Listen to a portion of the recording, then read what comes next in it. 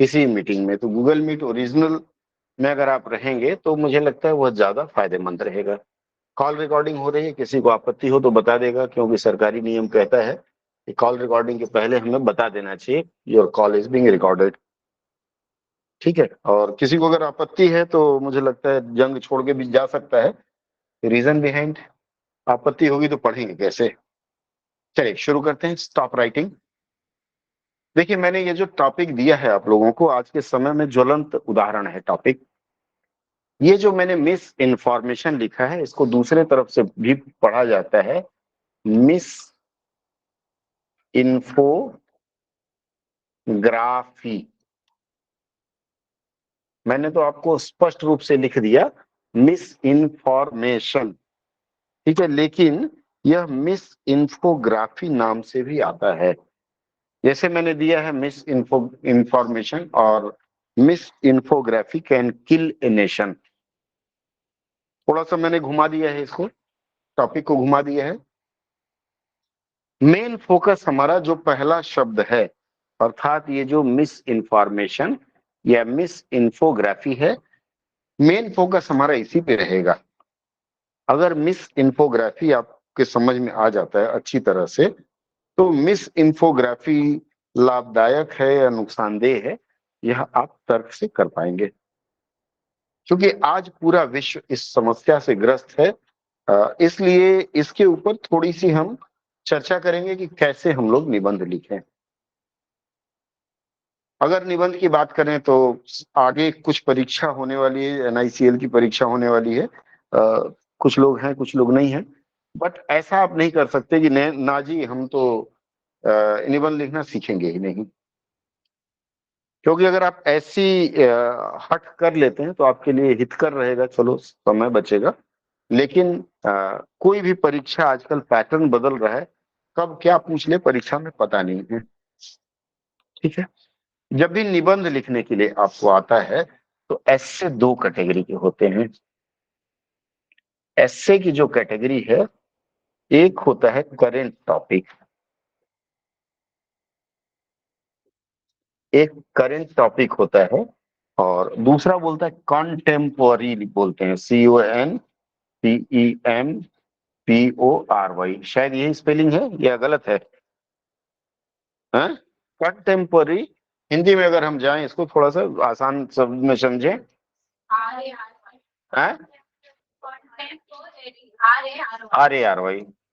PORARY। ठीक है, आप ऐसे सोचें पारंपरिक, पारंपरिक एक मान लेते हैं। और जो करेंट टॉपिक का मतलब होता है कि वर्तमान घटना चक्र से लेकर के आता है। हिंदी और अंग्रेजी के शब्द एक दूसरे से नहीं मिल सकते हैं, लेकिन जो मूलतः आपको समझना है वो यह समझना है कि दो तरह की चीजें आती है। पारंपरिक का मतलब हो गया कि आपको बताया जाएगा कि लहू में जिस लहू में जोश नहीं, वो लहू नहीं है, पानी है। बस इतना आपको एक लाइन दे दिया गया, जिस लहू में जोश नहीं वह लहू नहीं है, पानी है। जैसे मान लीजिए आपको लिख दिया जिस अ, जिस लहू में जोश नहीं, जोश नहीं, ब्ला ब्ला जो भी लिख दिया, बस इतना ही लिख दिया। निबंध लिखे, आपको 3-4 टॉपिक दे दिया गया। या दोज हु वेट फेल, दो जैसे अंग्रेजी में आया दोज हु वेट फेल। या लिख दिया time and tide, time and tide wait for none. ठीक है, इस तरह के टॉपिक आगे, इसको आप पारंपरिक कह सकते हैं, कॉन्टेम्पोररी बोलते हैं, जो भी है, या पारंपरिक हो गया, दोनों इसी में समाहित है। अब इसको अलग अलग भागों में अगर विभाजित करें, जैसे परीक्षा आपकी हो रही है तो थोड़ा सा फिर हम और विभाजित करें, तो 4 आपको टॉपिक दिया जाता है परीक्षा में। 4 तरह के टॉपिक दिए जाते हैं। सबसे पहला टॉपिक होता है करंट अफेयर से संबंधित, करंट अफेयर से संबंधित। उसके बाद सोशल होता है, ठीक है। सोशल के बाद आपको जो तीसरा प्रारूप दिया जाता है वह होता है, सोशल हो गया, हाँ, वो आईटी के ऊपर होता है। IT stands for information technology, और जैसे फेसबुक, व्हाट्सएप, इन सब से मिलता जुलता रहता है। और उसके बाद एक आपका पारंपरिक या कंटेम्पोररी होता है। ये जो चार तरह के टॉपिक दिए जाते हैं, एक टॉपिक भी दे सकती है एसएससी, एक टॉपिक देने पर भी लिखना है बच्चों को, चार टॉपिक देने पर भी लिखना है। उनका मुख्य उद्देश्य होता है कि अधिक से अधिक बच्चे पार्टिसिपेट कर सकें। हो सकता है करंट अफेयर में आपकी रुचि नहीं है, बहुत लोग हैं जिनसे हमने पूछा सेबी, तो आपको नहीं पता है सेबी, नहीं हो सकती, मेरी भी रुचि नहीं है फिल्मों में जितनी रुचि रखता हूँ। कौन सा ओटीटी पे रिलीज हो रहा है मैं पहले देख लेता हूँ, लेकिन पहले मैं ये नहीं देखता कि हमारे मोहल्ले में ही चुनाव कब है, मुझे पता नहीं कब चुनाव है, कोई पड़ोसी बता ही देगा कोई पार्टी वाला, तो नहीं रुचि हो सकती, अपनी अपनी रुचि है। लेकिन थोड़ा और आगे बढ़ते हैं, मेरी जो रुचि है फिल्मी दुनिया में भी, वो स्पेसिफिक मेरी साइंस मूवीज या इस तरह की मूवीज में है, आपकी नहीं हो सकती है। आपकी हो सकती है किसी और विधा में हो। साहित्य हम पढ़ते हैं, साहित्य में भी अलग अलग रुचि होती है, तो हो सकता है किसी बच्चे को करंट अफेयर्स नहीं आता हो, छोड़ देगा, तो सोशल में आ जाएगा। जैसे मान लीजिए पिछले वर्ष या उसके पिछले वर्ष संविधान से संबंधित प्रश्न था, कुछ एक समान नागरिक संहिता के बारे में था, बेटी पढ़ाओ बेटी बचाओ के ऊपर कुछ था, ऐसे करके टॉपिक दिए। ये सोशल है, जिससे समाज अफेक्टेड होता है, कोविड के बारे में पूछ लिया था, तमाम चीज, ठीक है, ये सोशल हो गया। उसके बाद आते हैं information technology related. Information technology में सोशल मीडिया या पत्रकारिता से संबंधित रहते हैं।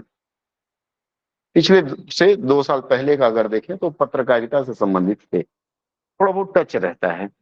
फेसबुक खराब, व्हाट्सएप खराब, या अच्छा बुरा, इस तरह का एक रहेगा। ये तीन भी नहीं कर पाए तो पारंपरिक है, कर बहिया बला अपनो छोड़ पर आई आस, ठीक है, टाइम एंड टाइट। ये चार तरह के टॉपिक्स होते हैं।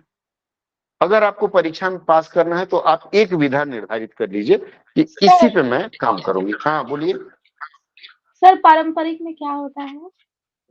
आएंगे आएंगे, अभी पारंपरिक में आए का है। मैंने एक शेर बोला था इसके पहले, क्या बोला था, जिस लहू में जोश नहीं वह लहू नहीं है, पानी है। बस इतना आपको दे देगा और कहा जाएगा कि इसके ऊपर निबंध लिखें, या आपको कह दिया जाएगा कि ईमानदारी एक बहुत बड़ी सजा है। ईमानदारी बहुत बड़ा गुण है, ये तो आपने खूब पढ़ा है, लेकिन अगर कह दें ईमानदारी बहुत बड़ी सजा है तो मारे गए गुलफाम हो जाएगा, ठीक है। इस तरह के पारंपरिक या कंटेम्पोररी जो टॉपिक्स हैं वो दिए जाते हैं। आपकी जिस फील्ड में रुचि है, इंटरेस्ट जिस फील्ड में है, आप उस फील्ड में लिखने का अभ्यास करें डे वन से।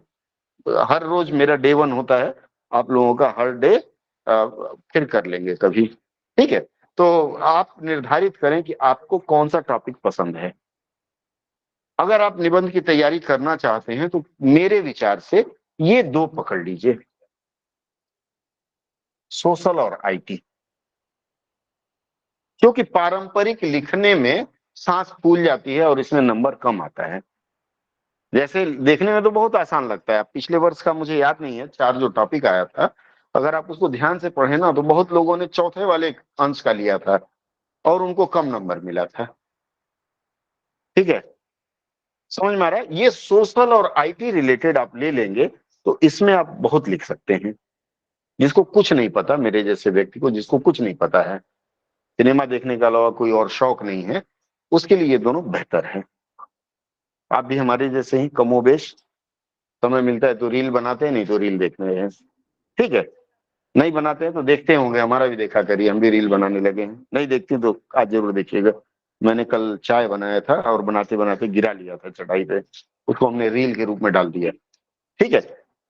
मूर्खता है ये, फोन रख दीजिए बाबूजी, ठीक है। अब ये सोशल और आईटी रिलेटेड जो है, सोशल और आईटी रिलेटेड से ही मैंने आपको ये मिस इन्फोग्राफी दिया था जो शब्द है। अब ये दो टॉपिक हमने सेलेक्ट कर लिया, इन दो टॉपिक में से ही हमारा ये भी करंट अफेयर भी कवर हो जाएगा और पारंपरिक भी कवर हो जाएगा। ठीक है, कैसे होगा मैं बताता हूं। मैंने आपको टॉपिक दिया मिस इन्फोग्राफी। अब कोई भी एक टॉपिक दे दिया जाए अगर आपको,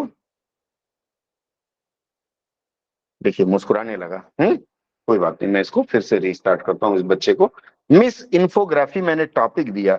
अब अगर आपको मिस इन्फोग्राफी टॉपिक दिया गया है तो आप समझ सकते हैं, पहली बात तो समझ में नहीं आएगा कि मिस इन्फोग्राफी क्या है, लेकिन मिस इन्फॉर्मेशन मैंने अगर आपको दिया है, मिस इन्फॉर्मेशन तो समझ में आता है कि मिस को इन्फॉर्म करेंगे वही मिस इन्फॉर्मेशन होता है, या फिर कोई भी ऐसा इंफॉर्मेशन जिसे हम मिस करेंगे।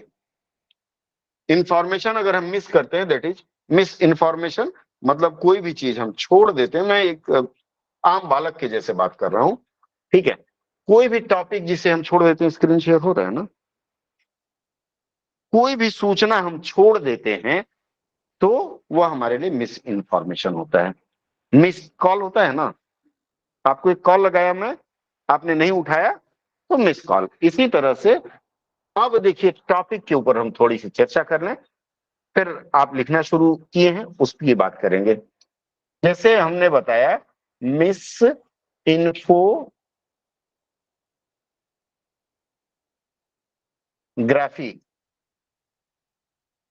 ये जो टॉपिक मैं बता रहा हूं ऐसे बच्चों के लिए नहीं है जो बहुत जानते हैं, जो बहुत जानते हैं आईएएस लेवल की तैयारी कर रहे हैं उनकी बात तो अलग ही है, लेकिन जो हमारे और आपके लेवल के हैं, भारत में आईएएस की तैयारी करने वाले 400-450 बच्चे हैं। बाकी 4 करोड़ बच्चे जो हैं दिल से चाहते तो हम भी आईएएस बनते, लेकिन उम्र बीत गई, ठीक है। तो जो दिल से जो बच्चे चाहते कोई एक नौकरी मिल जाए, ऐसे एवरेज बच्चों के लिए जिनको पता ही नहीं होता चीजें क्या है, तो आप प्रश्न करना सीखिए। कोई भी टॉपिक मिलता है तो सबसे पहला प्रश्न क्या, क्या, उसके बाद करेंगे क्यों, उसके बाद करेंगे कैसे, और अंत में परिणाम।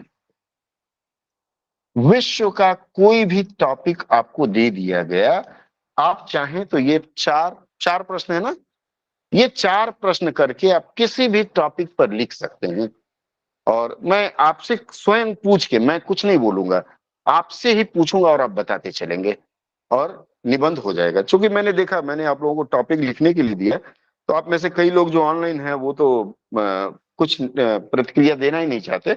यहाँ जो बच्चे हैं, मैं किसी को देख रहा हूँ कलम चबा रही है, किसी को देख रहा हूँ उंगली चबा रही है, और कोई कोई तो पेपर ही फाड़ के चबा गया। टस से मस नहीं हुआ, कलम आज उनकी जय बोलो एक लाइन नहीं लिख पाए। ये नहीं होना चाहिए। आपको सबसे पहला प्रश्न करना है, क्या मिस इन्फोग्राफी क्या होता है, या मिस इंफॉर्मेशन क्या है, व्हाट इज मिस इंफॉर्मेशन। आपको पता है एवरेज बच्चे भी इंफॉर्मेशन बता देंगे आज के युग में। क्लास 4 के बच्चे से पूछिए बेटा व्हाट इज इंफॉर्मेशन। इंफॉर्मेशन का मतलब होता है anything which we come to know, और anything which is conveyed to us is known as information. थोड़ा सा दूसरे ढंग से करें अगर, तो any happening, any activity which is taking place and which is taking place anywhere, any activity which is taking place and information about this activity is spread across the globe, और कहीं भी spread किया जाता है, that thing is information। मान लीजिए आपके पड़ोस में फुचका बनता है, ठीक है, बहुत बहुत स्वादिष्ट फुचका बनता है। आपने कहा कि she cook one of the best phuchka in locality, this is information. मान लीजिए आपसे आपने कहा कि I am one of the best candidate for forthcoming examinations, that is a information. आपने कहा कि आई लव मोगैम्बो, वो कोई ऐड है, ऐड चूंकि लाइव रिकॉर्डिंग है मैं ऐड नहीं कर सकता, बंदिशें हैं, ठीक है। आपने कहा आई लव बनाना, ठीक है, क्या बनाना, हट बनाना, या फिर बनाना मतलब making, I love making tea, cooking jar, जो भी है, ये एक प्रकार का इंफॉर्मेशन है। जो भी जुआ से निकल गई वो इंफॉर्मेशन हो जाती है, और वह इंफॉर्मेशन तब तक बनी रहेगी जब तक यह मीडिया, ठीक है, हमें पता चल गया इंफॉर्मेशन क्या है। एनीथिंग, कुछ भी हो रहा है, दैट इज इंफॉर्मेशन। और अगर वह चीज दूसरे को पहुंचाई जाती है, अगर हो रहा है घर में हमने खाना बनाया, खा के सो गए, that is not a information. But अगर घर में हमने खाना बनाया, उसको हमने सोशल मीडिया पे डाल दिया कि पहले तवा लिया, कढ़ाई लिया, उस पर बैठ गए, दैट इज इंफॉर्मेशन। ठीक है, इंफॉर्मेशन दो तरह का हो सकता है। इंफॉर्मेशन हमने लिया, इंफॉर्मेशन दो तरह का हो सकता है, वन एक गुड और एक बैड। ठीक है, गुड और बैड आपको पता ही है। जैसे मान लीजिए पप्पू पास हो गया, दैट इज गुड इंफॉर्मेशन। हाँ, और पप्पू पास होके मिठाई बांट रहा है और पापा की जेब से पैसे चुरा के बांट रहा है, दैट इज बैड। ठीक है, एक गलत प्रेसिडेंस, मतलब गलत उदाहरण समाज में सेट होगा कि भाई कोई भी उपलब्धि पापा की जेब से, पापा से मांगो मत, जेब से चुरा के बांटो, दैट इज गलत प्रेसिडेंस, तो ये गलत हो जाएगा। अब इसमें आपको पता है कि एक कहानी है, बचपन में आपने पढ़ा होगा, भेड़िया आया भेड़िया आया, पढ़ा होगा, भेड़िया आया भेड़िया आया, और वो भेड़िया कभी आया ही नहीं। भेड़िया आया 6 बार 7 बार वह चिल्लाया बच्चा, जब तक वह गलत रूप से चिल्लाता रहा, दैट इज मिस। मिस का मतलब है मिसलीडिंग। एक्चुअली अंग्रेजों में क्या है, ये मैं बहुत बाद में समझ पाया। जैसे मैं उन दिनों छोटा बच्चा ही था, मैं दार्जिलिंग में पोस्टेड था, तो हमारे साथ वाले बड़ा वो टीवी भी देखते थे, मैं टीवी का शौकीन रहा नहीं कभी, क्रिकेट का खास करके। तो उन दिनों एक शब्द चला था, फंडा। ठीक है, मुझे पता नहीं व्हाट दिस फंडा इज, लोग बोलते थे उसका फंडा ये, उसका फंडा ये। तो मैंने एक दिन पूछा, हमारे एक जूनियर थे राजेश सिंह, हमने कहा ये क्या फंडा है, तो हंसने लगे सब पांचों आदमी, बोले फंडा नहीं समझते हैं, फंडा जो है मेंटल जोड़ दीजिए उसमें। मूलतः फंडामेंटल है, लेकिन शॉर्टकट करने की आदत है। इसी तरह से ये जो मिस है, मिस रिप्रेजेंट करता है मिसलीडिंग। मिसलीडिंग का मतलब हो गया गलत। किसी भी प्रकार की सूचना जो गलत रूप में दी जाए, that is misinformation. Any information which is conveyed in a wrong way, या any wrong information which is conveyed to concerned person or public is known as misleading या misinformation. This is information, not graphy. Clear है?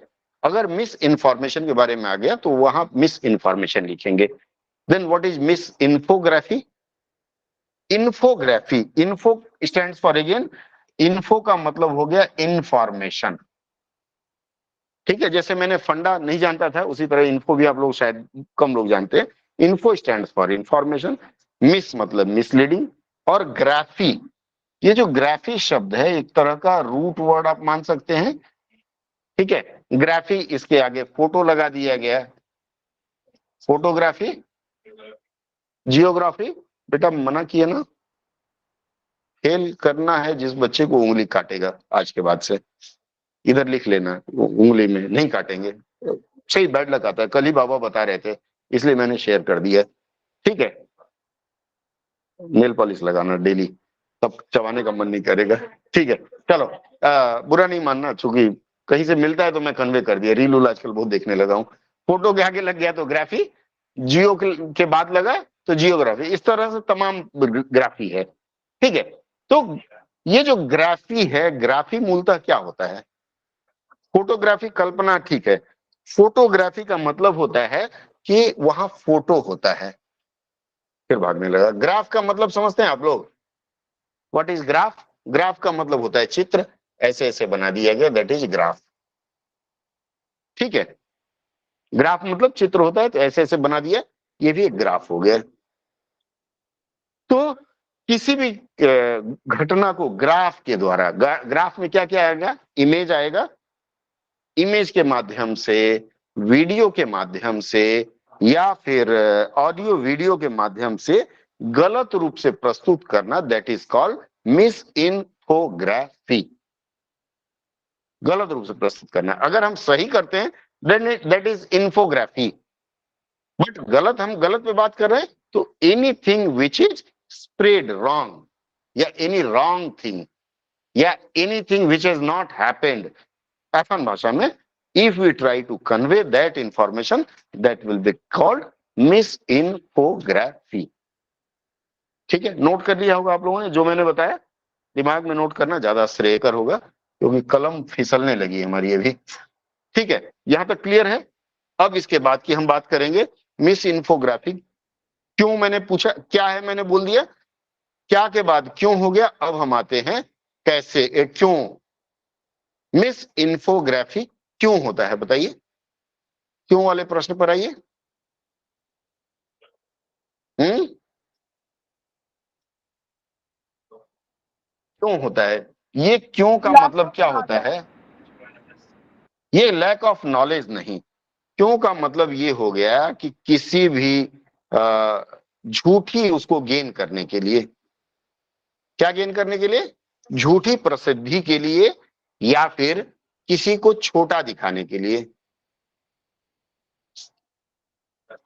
किसी को छोटा दिखाने के लिए या झूठी प्रसिद्धि के लिए अगर इसका प्रयोग करते हैं तो ये मिस इन्फोग्राफी में आएगा।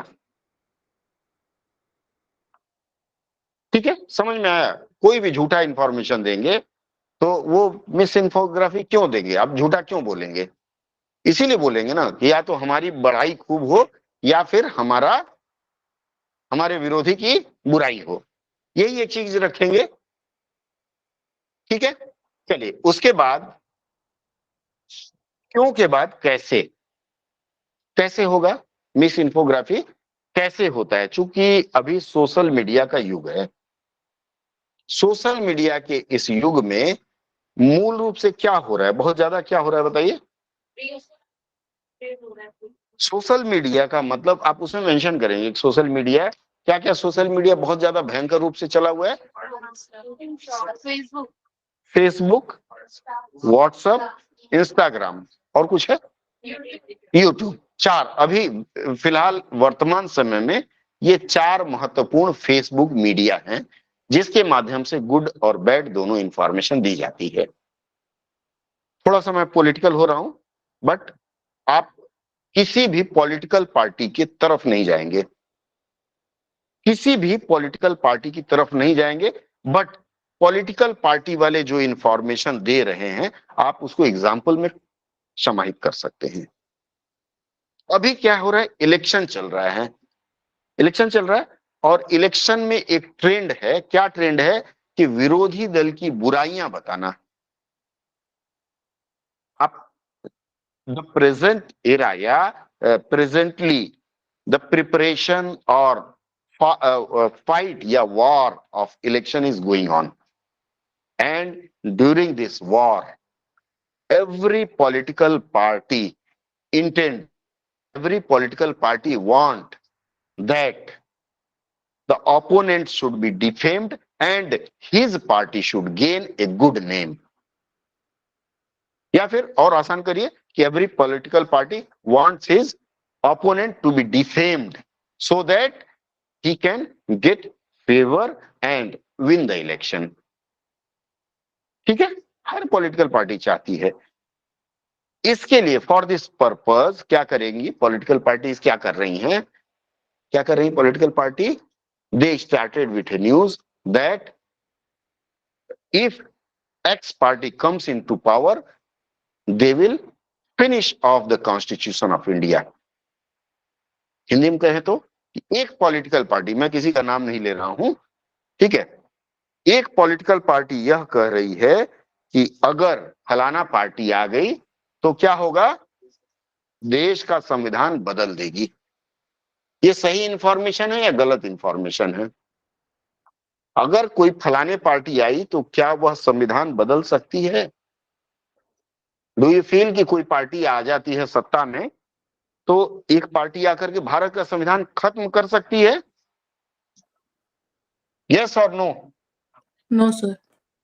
नो क्यों, कैसे नो, कैसे नो, फलाने चाचा तो बोल रहे हैं बंद कर सकते हैं। it is next to impossible to change the Indian Constitution. Reason behind, भारत के संविधान में अमेंडमेंट हो सकता है, अमेंडमेंट किया जा सकता है, देयर इज नो प्रॉब्लम, लेकिन संविधान को पूरी तरह से हटाया नहीं जा सकता, because a country, a democratic country which runs on the principle of constitution can never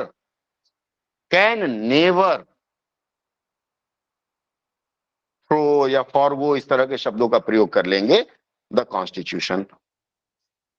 ठीक है, this is also a short of miss information. अभी मैंने एक पार्टी की बात कही, दूसरी पार्टी की बात भी मुझे बतानी पड़ेगी। ठीक है, further a particular party says that if such and such party comes into power, they will snatch your property and distribute it to his friends या her friend। दोनों का करेंगे तो आपको दिक्कत नहीं होगी। आप एक पॉलिटिकल पार्टी का अगर पक्ष लेंगे तो गए काम से, कभी भी दोनों का बताइए, तीनों का, चारों का। ठीक है, दूसरा मान लीजिए एक आजकल शब्द चला हुआ है काउ विजिलेंस, पता होगा आप लोगों को, काउ विजिलेंस शब्द चला हुआ है। काउ नहीं पता विजिलेंस जो सर। शब्द चला हुआ है, पता नहीं है। काउ विजिलेंस, हाँ ये लिख पा रहा हूं मैं इस पे। काउ विजिलेंस जो शब्द चला हुआ है, मतलब कुछ ऐसे लोग हैं, काउ विजिलेंस, काउ विजिलेंस का मतलब होता है कि कुछ ऐसे लोग हैं जो अपने आप को गाय का रक्षक या धर्म का रक्षक मानते हैं, और इसके ऊपर फिल्में भी बन गई। मान लीजिए कोई गाय लेके जा रहा है गाड़ी में, हो सकता है दूध दूहने के लिए ले जा रहा हो, वो बोल देते हैं काटने के लिए ले जा रहा है, और it results in mob lynching. क्या शब्द आएगा? Mob lynching, LYNCHING, mob lynching, just because of cow vigilance. Cow vigilance का मतलब होता है कि बोल दिया भाई गाय मारी जा रही है, because cow is attached to the sentiment of Hindu religion people या people of Hindu religion, and if they find that cow is being slaughtered or something else happens with this, they will, क्या होगा?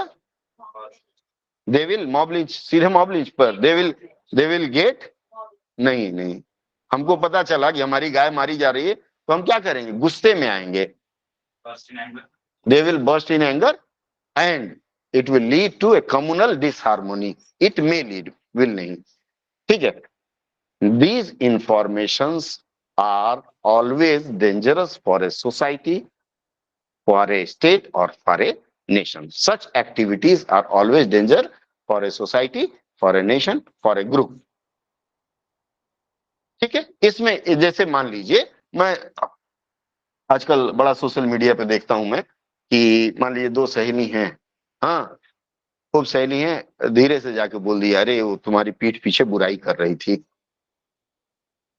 या फिर आजकल एक और मिस इन्फोग्राफी आ रहा है, ये एक तरह का हैकिंग आ रहा है, हैकिंग, एक्सटॉर्शंस,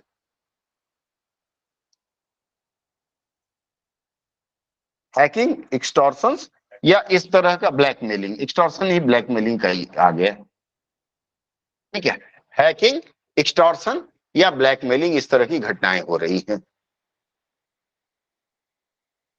ठीक है, ये मिस इन्फॉर्मेशन का तरीका आप लोगों को पता होगा कि आजकल एक बहुत बड़ा वो चल रहा है, जैसे मान लीजिए आपका ही फोन नंबर ले करके या फिर आपके पिताजी को फोन करेगा कोई और बोलेगा कि अनिकेत जी बाजार गए थे और अनिकेत जी किसी अपराध में पकड़ लिए गए हैं, वो फलाने पुलिस स्टेशन में हैं और मैं इस पुलिस स्टेशन का हेड बोल रहा हूँ।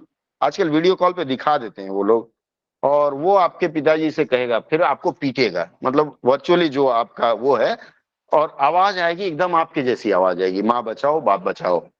फिर वो कहेगा कि केस नहीं लॉन्च करेंगे, आप हमें 25 लाख रुपए भेज दीजिए। ये खूब हो रहा है आजकल। ठीक है, मोडस ऑपरेंडी कई तरह का होता है। This is also a miss information. मेरे एक दोस्त के साथ कॉल हुआ, वो अपने बेटे को दुर्गापुर छोड़ के आया, 10 मिनट बाद कॉल आ गया कि ऐसा ऐसा है, और मारपीट के सुनाने लगा। तो ये वाइफ को इशारा किया, फौजी आदमी था ये भी, नेवी का, एक्स नेवी। वाइफ को इशारा किया, फोन लगा बेटे को, हाँ बेटा बोला, आमी भालो तुम्ही भालो, ठीक है। तो फिर उसने उसको गरियाया, खूब गरिया। लेकिन ऐसी घटनाएं हो रही है, this is also an example of miss information. तो कहां कहां इसका प्रयोग हो रहा है, वेयर प्रयोग हो रहा है? सबसे पहले, सबसे ज्यादा इसका पॉलिटिक्स में हो रहा है, ठीक है, एक एक करके आते हैं। सबसे ज्यादा इसका प्रयोग पॉलिटिक्स, और इसको पॉलिट्रिक्स भी बोल सकते हैं आप।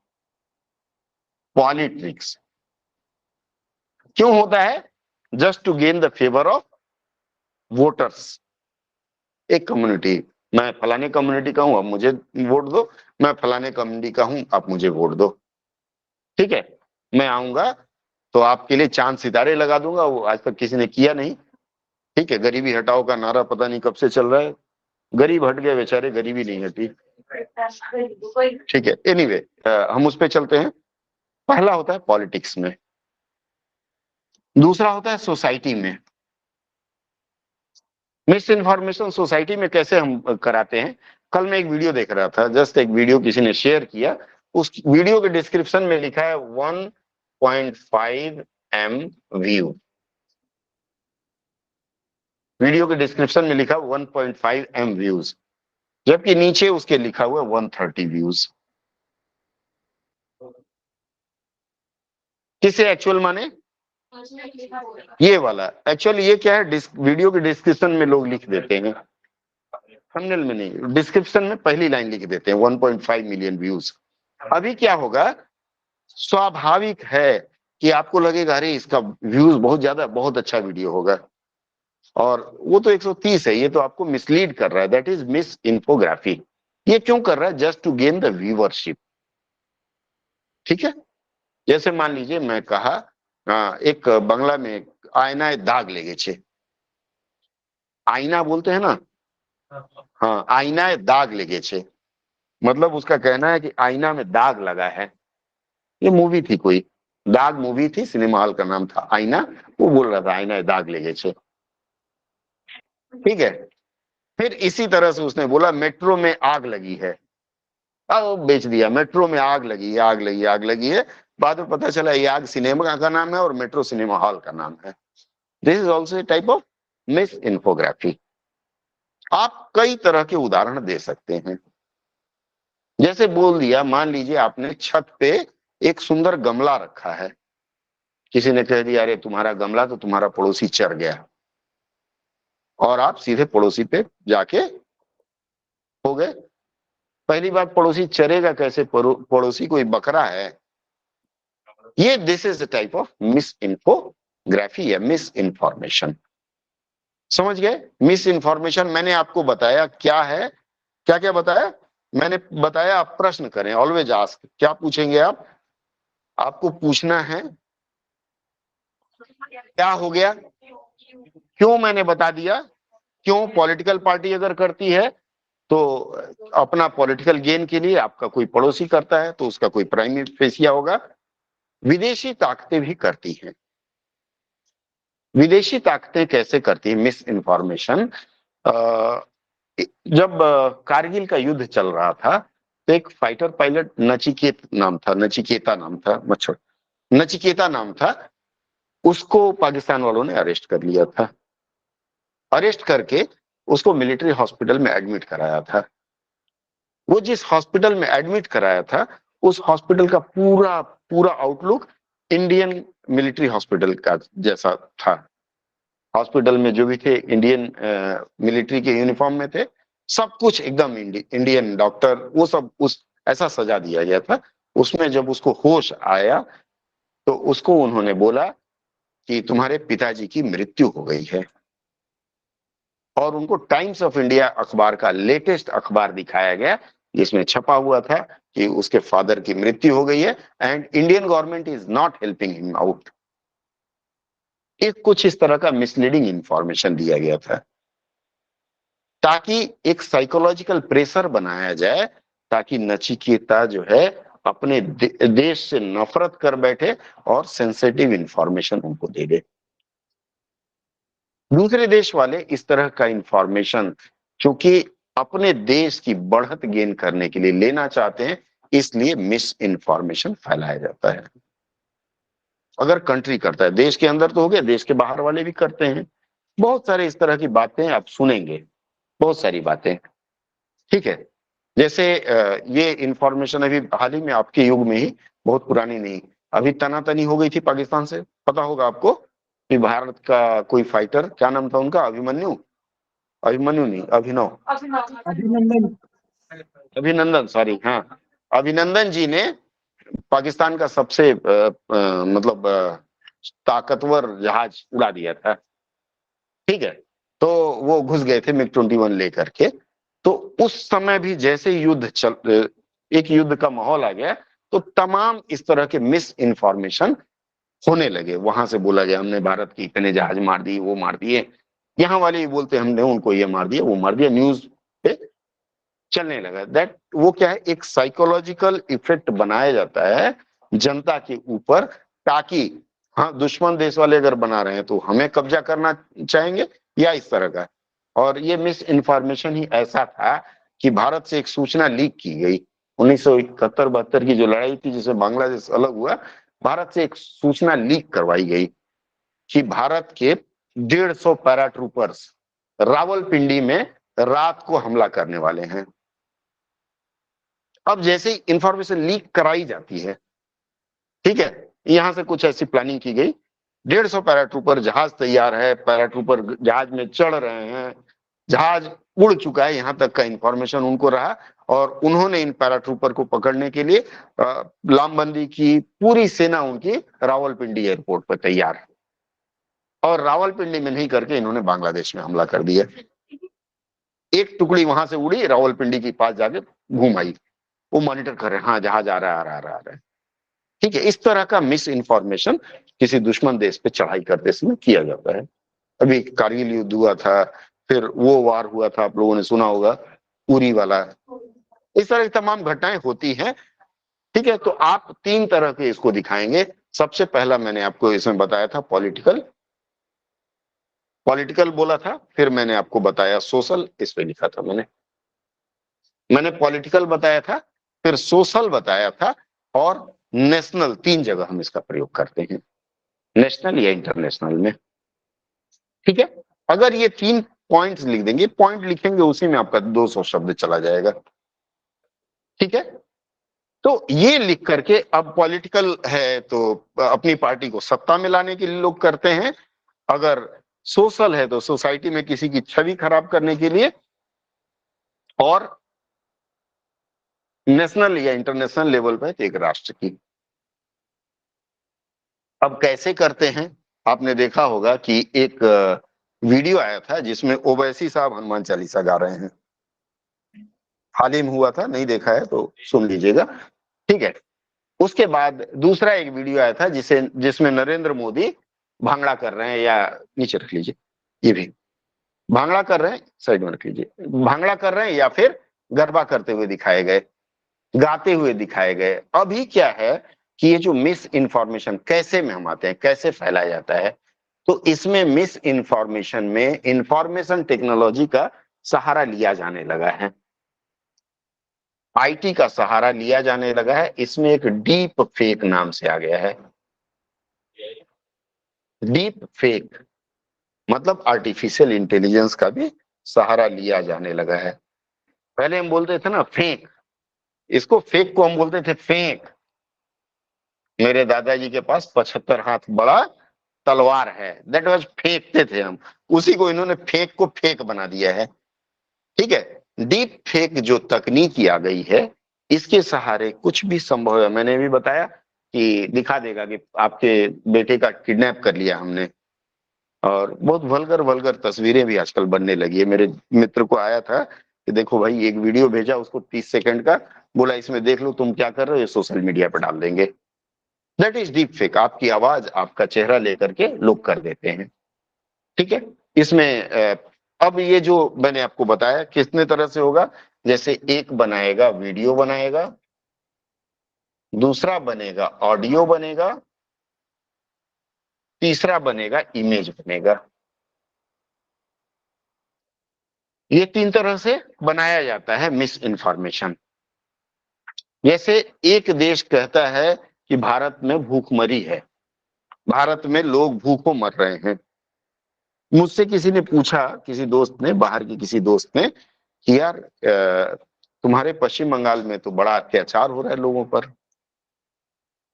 क्योंकि उसको इस तरह के वीडियो प्रेजेंट किए गए जिसमें लोग मर रहे हैं, भूखों मर रहे हैं, तमाम तरह की घटनाएं, जबकि ऐसा कुछ नहीं है। This is called miss information या मिस इन्फोग्राफी। कैसे कैसे फैलता है मैंने आपको बताया, ऑडियो के माध्यम से, वीडियो के माध्यम से, इमेज के माध्यम से, और माउथ टू माउथ,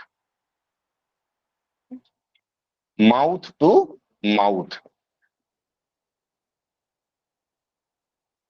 बहुत पहले की बात है, क्लास 9th में पढ़ता था, तो उन दिनों तो ये सोशल मीडिया नहीं था, उन दिनों माउथ टू माउथ चलता था। मैं बाजार में गया तो मैंने देखा कि लोग चूना का तिलक लगा के घूम रहे हैं, हर आदमी चूना सिर पे मस्तक पे लगाए घूम रहा है। उन्हें पूछा भाई क्या हुआ, बोला भाई बहुत गड़बड़ है, आप भी लगा लीजिए, नहीं तो बहुत गड़बड़ हो रहा है, पुरुष महिला बन जा रहा है और महिला पुरुष बन जा रही है। और ये खबर कहां से आई थी, नदी उस पार से आई थी, और कम से कम 150 से 200 लोगों को चूना का तिलक लगाए हुए देखा घूमते। फिर अचानक एक दिन सवेरे खबर आती है कि घर में अगर रामायण की पुस्तक रखी हुई है तो उसको खोलो, उसके अंदर एक बाल मिलेगा, हेयर। अगर बाल मिल गया तो भगवान प्रसन्न है, तुम्हारे हर काम सिद्ध हो जाएंगे, उस बाल को तुरंत पानी में घोलो और पी जाओ। तमाम इस तरह का आता है। फिर अचानक एक दिन एक खबर आई कि गणेश जी दूध पी रहे हैं, थोड़ा बड़ा हो गया तो पता चला गणेश जी की मूर्ति है, वो दूध पी रही है। उन दिनों मैं आगरा में था, सही बात है, उन दिनों मैं आगरा में था, तो खबर आई, मैं भी देखा मंदिर में बड़ी भीड़ लगी है, चला गया। मैं पूछा भाई क्या हो रहा है, वो अरे गणेश जी दूध पी रहे हैं, गणेश जी की मूर्ति लोग पिलाए जा रहे हैं। ये एक तरह का मिस इन्फॉर्मेशन है। उन दिनों तो सोशल मीडिया का युग नहीं था, उन दिनों फेसबुक व्हाट्सएप नहीं था, फेसबुक शायद नया आना शुरू हुआ था, लेकिन इस तरह की घटनाएं हो रही थी और वह आज भी हो रही। जैसे जैसे समय बढ़ेगा ये और उन्नत होती जाएगी और पता नहीं कितनी कितनी बातें होंगी। ठीक है, तो ये कैसे होता है मैंने बता दिया, क्यों होता है बता दिया, क्या होता है बता दिया है? अब इसका परिणाम क्या होगा? परिणाम अगर देखें तो परिणाम में अगर हम चले जाएं तो सबसे पहले इसको फिर से हम अलग अलग, ये पर्सन लिखते हैं, पर्सन के बाद सोसाइटी लिखते हैं, स्टेट लिखते हैं, और उसके बाद नेशन लिखते हैं। Person, society, state and nation. अगर मान लीजिए किसी पर्सन के बारे में मिस इंफॉर्मेशन दिया जाए तो क्या होगा? उस व्यक्ति का फेम खराब होगा, D fame, D F A, D fame.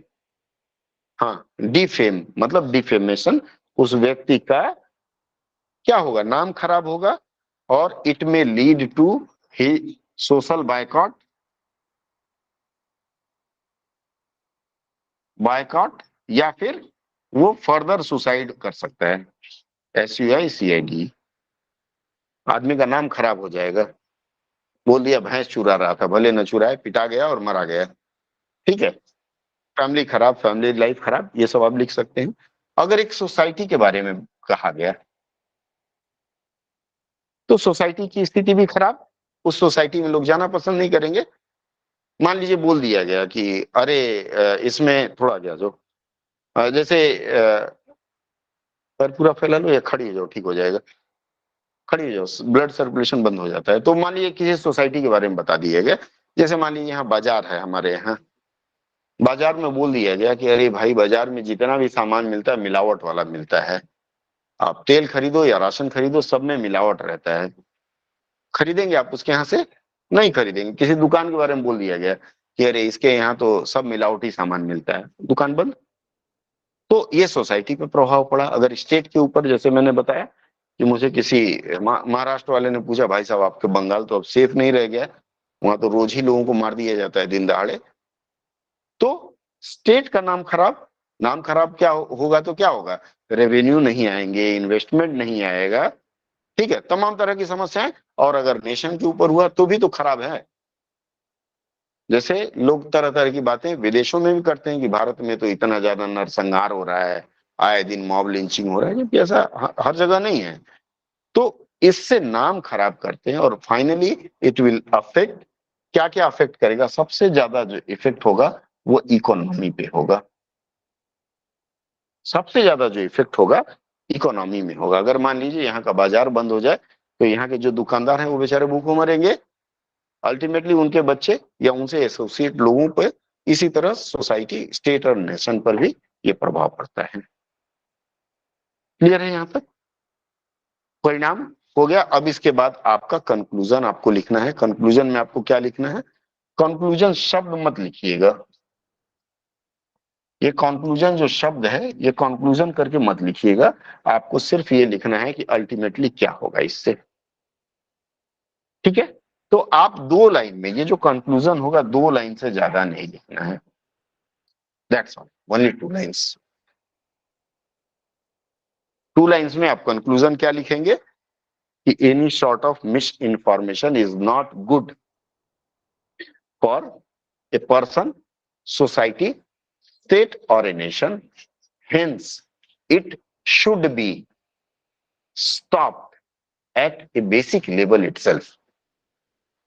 जैसे ही आपको पता चला, आपको किसी ने कहा गलत बात, किसी के बारे में गलत बात, तो आप वहीं स्टॉप कर दीजिए उसको। अगर आपने व्हाट्सएप पे देखा, don't spread it, kill it, kill it then and there itself. Killing मतलब उसको डिलीट कर दीजिए। आपको कोई मैसेज आया कि फलाने जगह बवाल हो रहा है, डोंट स्प्रेड इट, उसको वहीं डिलीट कर दीजिए। Try to verify and then forward. दूसरा सूत्र क्या है कि प्लीज वेरीफाई बिफोर फॉरवर्डिंग, ठीक है? बस इतना कर देने से आपका पूरा पूरा निबंध हो गया। एक सोशल इंफॉर्मेशन सोसाइटी में जाएगा कि क्या है, क्या सही क्या गलत है। मैंने इतना बताया, आप लोगों के समझ में आ गया होगा क्या सही है क्या गलत। तो ये जो मिस इंफॉर्मेशन के ऊपर आप लोग लिख पाएंगे, आशा करूं कल जब हम मिले तो आप लोग ये लिख करके मिले, आया ना? ऑनलाइन वाले जो लोग हैं उनको कुछ फर्क पड़ा मैंने जो भी बताया, ठीक है? हाँ सर। कोई प्रश्न आप लोगों का हो इस विषय में तो बताएं, ठीक है? आशा करूंगा कि आप लोग इस पर कुछ ना कुछ लिखने का प्रयास करेंगे। देखिए अब हम बताते हैं, ये तो हमने बता दिया, सब्जेक्ट हो गया। वो बोलते हैं कि सब कुछ है, लेकिन आपको जब सब कुछ है तो जब तक, मान लीजिए मैंने यहाँ ये चाय का कप है, चाय का प्याला है, इसमें आपको चाय बनाने के लिए सामान दे दिया गया है और आपको मैंने कहा पी, सब कुछ दे दिया है, लेकिन जब तक आप उठेंगे नहीं कुर्सी से और इसमें डालेंगे, पिएंगे नहीं, पेट में जाएगा, ठीक है? तो वो काम आपको करना है। कहते हैं एक प्रोवर्ब है, you can drag a horse to water. ये घोड़ा है टकबक टकबक, आप इसको ये पानी तक लेके आ गए, जैसे आपको मैंने कहा, but you can not force it to drink. और unless the horse learns to drink, it will never never survive. अगर आपको पीना नहीं आया तो बेकार है, ठीक है? तो ये पीने का काम आपको स्वयं करना पड़ेगा। मैंने आपको चाय की पत्ती दे दी, सब कुछ दे दिया। Now you have to decide whether you want to or not, ठीक है? ये स्विंग नहीं कर रहा है क्या? कर रहा है, ठीक है। आशा करूं कि आप लोग लिखेंगे। देखिए आप बेशक मुझसे साझा ना करें, शर्म आती होगी कई लोगों को, लेकिन ये निबंध लिख के कि वो जांच देंगे, गलत निकल जाएगा, बेइज्जती होगी। अब 90% हो गया, आज कर दूंगा, कल मिल जाएगा, ठीक है? ऑनलाइन वाले तो बहुत शर्माते हैं, बेहद शर्मीले हैं, ठीक है, वो बेचारे डिस्कस नहीं करना चाहते, आप अपना निर्णय स्वयं लें। ठीक है, तो पहली गुजारिश यही है आप लोगों से कि आप लोग लिखने का अभ्यास करें। अगर परीक्षा में सफल होना है तो ये लिखने वाली आदत अगर नहीं डालेंगे ना, तो आपका भगवान भी आपको नहीं बचा सकता। हनुमान जी को 1.25 किलो लड्डू चढ़ा दीजिए, क्या फायदा जब जाके लिखे ही नहीं। या चश्मा बाबा से मान लीजिए कि चश्मा बाबा नौकरी लग जाएगी तो हो जाएगा, यही है, चश्मा बाबा बहुत फेमस है। अपने जमाने में लोगों को लाठी से जिसको मार देते थे उसका कल्याण हो जाता था। सही में ऑनलाइन वाले जो भी हमसे जुड़े हुए हैं, मैं हमेशा आपसे निवेदन करता हूं, आप लोगों के लिए टेलीग्राम में एक मंच भी मैंने डाल रखा है, लेकिन कोई नहीं पोस्ट करता है। ठीक है, एनीवे मेरा भी समय आसान रहता है। अब हम इस आज की चर्चा के, चूंकि दीपक सर नहीं है क्लास में, आज की चर्चा के दूसरे पड़ाव में पहुंचेंगे। कुछ बहनें हैं, इन्होंने हमसे कुछ प्रश्न किया था, थोड़ा बहुत जहां तक हमारी बुद्धि है वहां तक मैं उनके प्रश्नों का जवाब देने का प्रयास करता हूं। ठीक है, और बोलिए, सर कोई कुछ कह रहा था? हाँ बोलिए। सर बोल रहे हैं सर, कल जो आप दिए थे सर वो प्राकृतिक आपदा पे प्रेसी, सर वो वाला फ्री फायर में हाँ, भेज दें। क्या प्राप्ति आपदा पे प्रेसी? प्रेसी तो मैंने करवा दिया था, नहीं प्रेसी करवाया था? सर वो आप प्रेसी सॉल्व होमवर्क के कराया लिए था दिए मैंने, थे नहीं ना, करा बोले था। थे हाँ प्रेसी राइटिंग सर हाँ, आप दिए थे ना, फिर से पूरा होमवर्क करने दिए के थे, कर लिए। लिए हैं आप लोग? हाँ, उसमें फ्री फायर में आप डाल सकते हैं, जो लाए रख दीजिएगा, मैं चेक कर लूंगा। ठीक है, ठीक है फ्री फायर सर। में भेज दीजिए, और अगर आप आती हैं यहाँ, आने वालों में से हैं, तो आप लेके आइएगा, क्योंकि आपकी कॉपी में ठीक जब है रिमार्क्स दूंगा तो ज्यादा असरदार होगा ना। ठीक है सर, चलिए, तब कल आएंगे ट्यूशन तो लेकर। जी जी, मैं बाकी पियांशी जी का एक वो था, पियांशी जी का जो प्रश्न था, अच्छा ड्राइंग नहीं मिटा पा रहा हूँ, नो प्रॉब्लम। पियांशी जी ने मुझसे प्रश्न किया था, उनका प्रश्न यह था कि थोड़ा चौड़ा कर दें इसको ना। हाँ, पियांशी जी का जो प्रश्न था, इन्होंने हमसे पूछा था, ज्यादा बड़ा हो गया ना, पहले क्या ठीक था। पियांशी जी का प्रश्न था कि संध्य स्वर क्या होता है। पहला इसने मुझसे पूछा था संध्य स्वर, फिर समान स्वर। देखिए, मैं शुरू से बताता आ रहा हूं कि अमूमन मैंने यूपीएससी अथवा, ध्यान दें, यूपीएससी अथवा एसएससी में इस तरह का प्रश्न नहीं देखा है। ये जो संध्य स्वर समान स्वर, मूलतः मैंने बताया कुछ लोगों ने अपभ्रंश व्याकरण बना दिया, किसी ने संस्कृत से उठा लिया, किसी ने कहीं से। तो चूंकि अब प्रश्न हमारे सामने आ गए, यूपी के कुछ पाठ्य पुस्तकों में यह है, वहां से आया। देखिए, संध्य स्वर का मतलब होता है कि ए ए ओ औ। मैंने स्वर बताया था तो उसमें आपको बताया था ना, ये ए ओ औ क्या है? हैं? ये तो और गजब भाग गया। ए ओ औ मैंने बताया था, ये संध्य स्वर है। संध्य का अगर हम माने तो संध्य का मतलब होता है संधि। ठीक है, कंपाउंड हिंदी में पढ़ रहे हैं प्रभु, हिंदी आप पढ़ रहे हैं इसलिए हिंदी पर ध्यान दें। तो इसमें अगर हम बात करें तो ये, इसका मतलब है जो संधि होती है ना, संधि से संध्य आया है।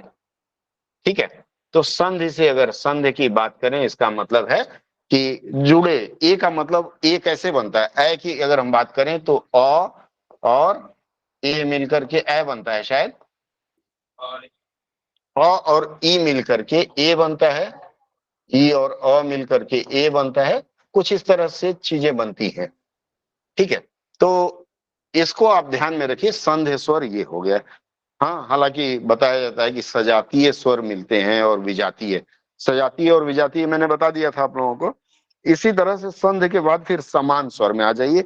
समान स्वर है आ, बड़ी और बड़ा ऊ।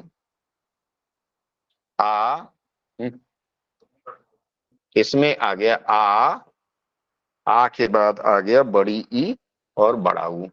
ये हो गया आपका समान स्वर में। ठीक है, इसके बाद फिर अगला जो इनका प्रश्न था, आ, अगला इनका प्रश्न वह था कि, एक मिनट,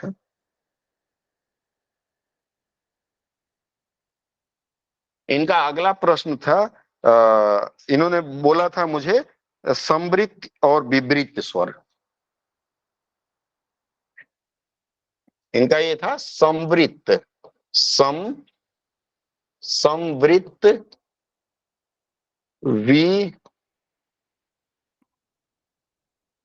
क्या होगा, गलत लिखा मैंने, समवृत्त नहीं, ये तो है। क्या बन जा रहा है, कुछ कुछ बन जा रहा है। हाँ ठीक है, समवृत्त विवृत्त, ये था अर्धवृत्त और अर्ध समवृत्त, इस तरह का किया था।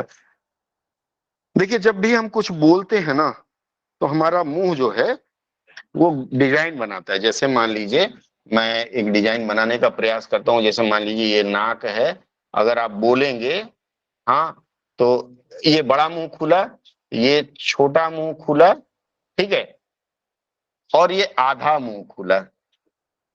चित्रकार नहीं हो अच्छा इसलिए, ठीक है। ये जो है, ये मुंह ऐसे बनाइए, दिखाता हूँ, ऐसे करते हैं ना। तो वृत्त का मतलब होता है वृत्त, यहाँ त्र है, वृत्त नहीं है। तो इसमें क्या होता है कि किसी में मुंह ज्यादा खुलता है, किसी में कम खुलता है, किसी में एकदम संकरा रहता है। तो जो समवृत्त स्वर है, इसमें छोटी ई बड़ी ई, ठीक है। समवृत्त की अगर हम बात करें, समवृत्त है तो कुत्ता वाला तो नहीं, समवृत्त में आता है आपका छोटी ई बड़ी ई, उसके बाद आता है छोटा ऊ और बड़ा ऊ। मतलब इसमें क्या होता है, इसका उच्चारण करिए तो मुंह का द्वार जो होता है छोटा हो जाता है। ऊ, ऊ करिए, ऊ गोल हो जाएगा, ठीक है। ई ऊ, ई ऊ, ई ऊ, ऐसे उच्चारण करके देखिए तो ये आपका होठों की जो गति है, होठों का आकार है, वो छोटा हो जाता है, समवृत्त संकीर्ण हो जाता है। इसके बाद आता है अर्ध समवृत्त, इसके आगे हम अर्ध लगा देते हैं। अर्ध समवृत्त, अर्ध मतलब आधा, और आधा ही गोल होता है। अर्ध समवृत्त में ए और ओ आता है, ए और ओ, मतलब ये बिल्कुल सकरा, ओ बोलने से थोड़ा है और गोलापन रहता है। इसके बाद है अर्ध विवृत्त, अर्ध विवृत्त, अर्ध विवृत्त में आपका आता है अ के बाद ए, औ और डॉक्टर वाला आ आता है, और डॉक्टर वाला ये आ ऊपर, अर्ध विपरीत, ठीक है। और क्या बचा, विवृत सर। विपरीत बचा, जो बच गया उसमें आ जाएगा। विपरीत में आ और वी, विवृत लिख लीजिए, रट लीजिएगा, क्योंकि मैं भी भूल जाता हूँ। आ और ये आ बैल या गाय बोलती है ना, गाय बोलती है आ, ठीक है, नाक से उच्चारण होता है। लिख लिया आपने या लिखा हुआ है ऑलरेडी, लिखा हुआ है, ठीक है, वेरी गुड, क्लियर है इतना। उसके बाद फिर इससे प्रश्न किया था पियांसी ने जीव वाला, जीव वाला तो मैं ऑलरेडी कवर कर चुका था। अग्र स्वर, मध्य स्वर, पश्च स्वर। अग्र मतलब जीव के आगे हिस्से से, मध्य मतलब जीव के बीच वाले हिस्से से, ये मैंने करवा दिया था, कवर करा दिया। और क्या है,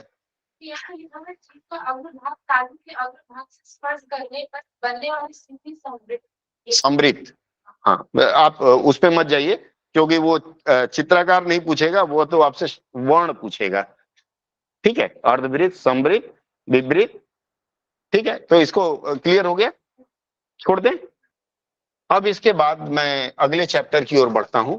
अगला जो चैप्टर हमारा है, मैंने आप लोगों को संज्ञा पर कुछ बात बताई थी।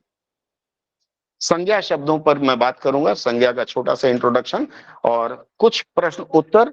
हाँ बोलिए। पद और शब्द में क्या अंतर होता है?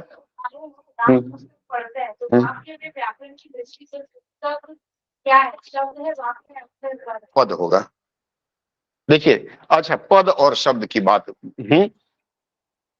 पद की अगर मैं बात करूं, पद में लिखूं, चल बंद हो जाए, पद में मैं लिखूं, क्या हो रहा है,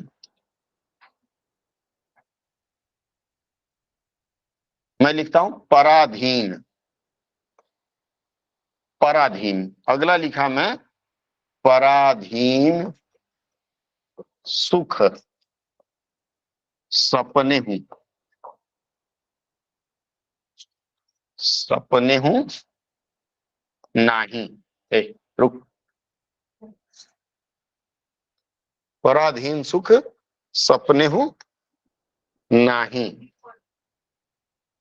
नहीं। ठीक है, देखिएगा, ध्यान दीजिएगा, जो पहला वाला वाक्य मैंने लिखा है इसमें पराधीन केवल एक शब्द लिख के मैंने छोड़ दिया है, इसको शब्द कहा जाएगा। अपने आप में इंडिपेंडेंट इन्होंने बताया। कई शब्द मिल करके, कई शब्द मिल करके एक वाक्य बनाते हैं। क्या बनाए यहां? इसको वाक्य कहा गया या पदबंध कहा जाता है इसको।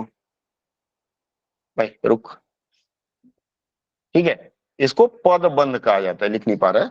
ठीक है, इसको कई शब्द मिलकर के क्या बनते हैं? पदबंध बनते हैं। ठीक है, ये ठीक हो गया। पद बना पहले और पदबंध, कई शब्द मिलकर के वाक्य बनाते हैं। जैसे मैंने लिखा था पराधीन, पराधीन सुख सपने हूं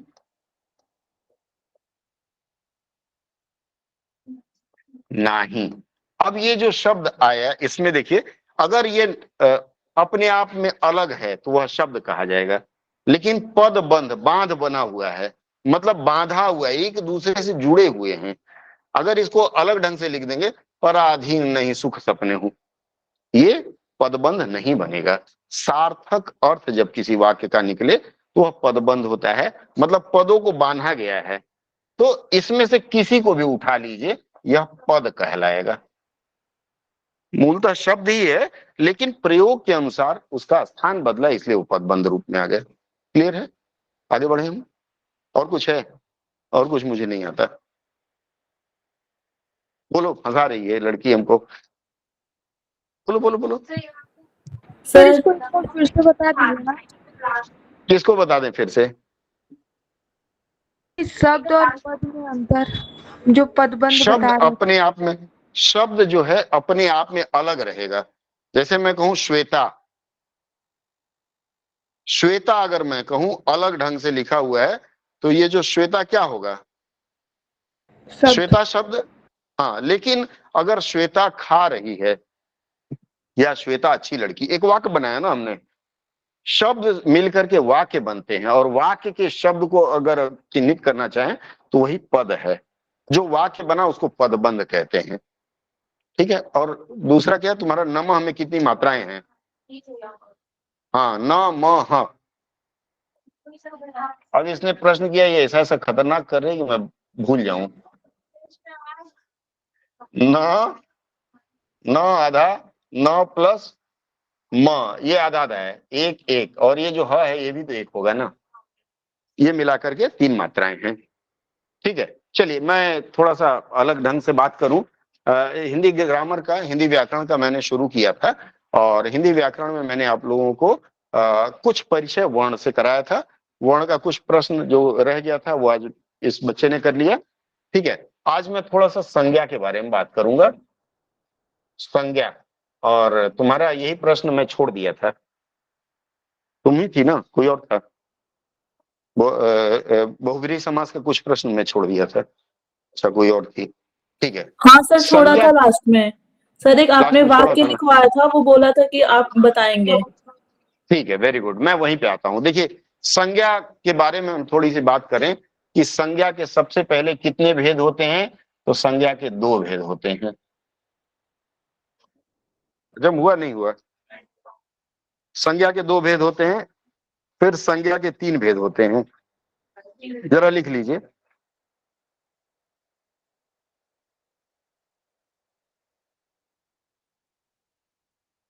सबसे पहला अगर हम बात करें तो संज्ञा के 2 शब्द, 2 भेद होते हैं। यह ज्यादातर आपको संस्कृत व्याकरण में मिलेगा। नीचे रख दीजिए। संज्ञा के जो 2 भेद होते हैं, यह संस्कृत व्याकरण के अनुसार होता है, और इसमें 2 भेद जो होते हैं वो हैं पदार्थवाचक और भाववाचक। लिख लीजिए। हैं? संस्कृत नहीं पढ़ना है, लेकिन कभी कभी अब जैसे उल्टा सीधा प्रश्न आ जा रहा है, कोई सरगम का ला रहा है, कोई कुछ ला रहा है, तो उस आधार पे जान के रखिए, जानना खराब नहीं। मैंने बताया पदार्थवाचक और भाववाचक। मूलतः हिंदी व्याकरण में अगर ढंग से देखें, कई विद्वानों ने दो रूप बताया है, पदार्थवाचक और भाववाचक। अब ये जो पदार्थवाचक आपका है, पदार्थवाचक को फिर दो भागों में बांटा गया है। इसमें एक किया गया है व्यक्तिवाचक और दूसरा किया गया है जातिवाचक।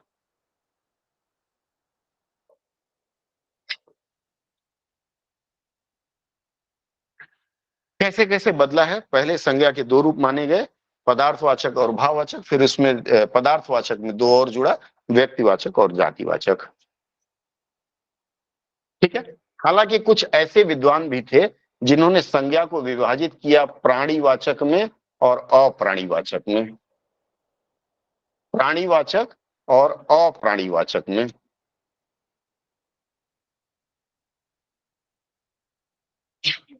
संज्ञा के दो रूप ये भी कहीं कहीं गिने जाते हैं। ठीक है। दो रूप, प्राणी मतलब जो जीवित है और जो जीवित नहीं है। उसके बाद फिर दो बने पदार्थवाचक और भाववाचक। पदार्थवाचक के फिर दो भेद बने, कौन कौन से? व्यक्तिवाचक और जातिवाचक। ठीक है। सर ये प्राणीवाचक क्या था? हाँ, प्राणीवाचक अप्राणीवाचक ये भी संज्ञा का रूप है। अरे भाई, लिविंग एंड नॉन लिविंग है ना, आप Yes, अंग्रेजी yes, पढ़े हैं ना, तो ज्यादातर लोग तो अंग्रेजी से ही हिंदी व्याकरण बनाने का प्रयास कर रहे हैं। लिविंग नॉन लिविंग, लिविंग को दो भागों में बांटा है। इस आधार पर प्राणीवाचक अप्राणीवाचक भी बीच बीच में जब व्याकरण चर्चा होगी तो हम इसको आपको बताते रहेंगे। इसके बाद फिर आते हैं पदार्थवाचक और भाववाचक। पदार्थवाचक के दो भेद हुए, व्यक्तिवाचक और जातिवाचक। बहुत सारे ऐसे विद्वान हैं जो लोग मतलब संज्ञा के रूपों में द्रव्यवाचक को नहीं मानते हैं। बहुत ऐसे विद्वान हैं जो कहते हैं द्रव्यवाचक नहीं है। ये क्लियर हुआ? आगे बढ़ते हैं हम लोग। इसके बाद फिर संज्ञा के भेद की हम बात करें तो बनावट के अनुसार, बनावट के अनुसार इसके फिर तीन भेद हैं। सबसे पहला भेद हुआ रूढ़, मैं बता चुका हूं। ये जो अब मैं बता दूं कि मैं शब्द की बात कर रहा था। शब्द, शब्द मतलब पार्ट्स ऑफ स्पीच, और पार्ट्स ऑफ स्पीच में भी मैंने तीन बताया था, रूढ़, रूढ़ के बाद बताया था यौगिक और योग रूढ़। याद होगा आप लोगों को? योग रूढ़, योग रूढ़ में ले जाके एक लाइन देकर के मैं छोड़ दिया था, आज इसको पूरा कर लूंगा। ठीक है। ये शब्द की भी बात बताया था, और संज्ञा भी तीन तरह का होता है, उसमें रूढ़, यौगिक और योग रूढ़। रूढ़ की अगर बात करें, छोटा सा अगर मैं रम लिखता हूं, पीने वाला नहीं, रम गया, ठीक है, रमण, रम रूट वर्ड होता है, हा? ठीक है, अलग कई चीजें हैं।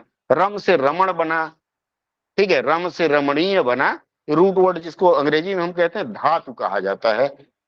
ठीक है। हालांकि धातु अगर हम बाद में पढ़ेंगे तो धातु क्रिया के रूप में भी प्रयोग हुआ है कई जगह। संस्कृत में धातु क्रिया का है, लेकिन धातु जो शब्द है रम, रम हम मान लेते हैं। रम को अगर हम अलग अलग लिखें, र और म लिखें, तो दोनों का कोई अर्थ नहीं निकल जाता। ये रूढ़ हो गया। उसके बाद यौगिक की बात करें, मान लेते हैं ये दो रूढ़ शब्दों को ले लें हम, दो रूढ़ शब्द लेकर के शब्द बनेगा, उसका युगल बनेगा। जैसे रम, हाँ, रम के बाद जान ले लेते हैं, जान, सॉरी जाना नहीं, रम और जान क्या बना? रमजान। अगर मैं यहां ले लूं कमर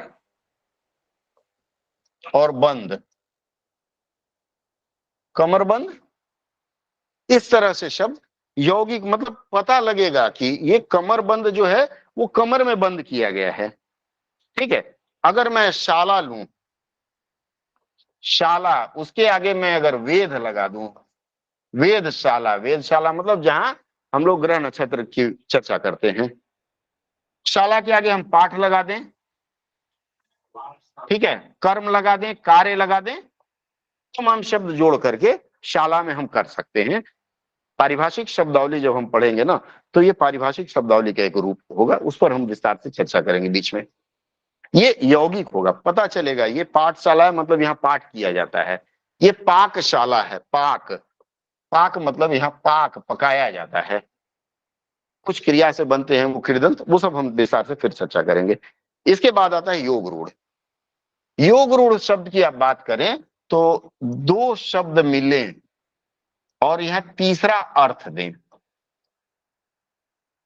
तीसरा अर्थ कैसे निकलता है? जैसे मान लीजिए मैं कहूं लंबोदर, लंबोदर कहते ही हमारे मन में आता है कि ये गणेश बाबा हैं, ठीक है। लंबोदर कहें तो गणेश, चक्रधर कहें तो भगवान विष्णु, चक्रपाणी कहें तो भगवान विष्णु, रमापति कहें तो रमा, नहीं नहीं, शिव, रमा, रमा किसको बोलते हैं? शिव जी। रमापति, रमा इनको बोलते हैं ना, पार्वती माता को, तो रमापति रमा के पति, ठीक है। इसी तरह से पशु के पति, पशुपति शिव जी को अलग अलग नाम है, ठीक है। यह नाम हमारे मन में आते ही फट से आता है कि फलाने। लेकिन अब ये देखिए, ये जो योग रूढ़ है, योग रूढ़ यहां तक मैं बता चुका था। योग रूढ़ क्या है, होता है बहुब्रीहि समास है, बहुब्रीहि समास है। यहां थोड़ा सा मैंने यही लिया कि मैंने रोक दिया था, मैंने बताया था बहुब्रीहि समास जो है ये एक तो योग रूढ़ होता है और बहुब्रीहि समास एक विशेषण भी होता है।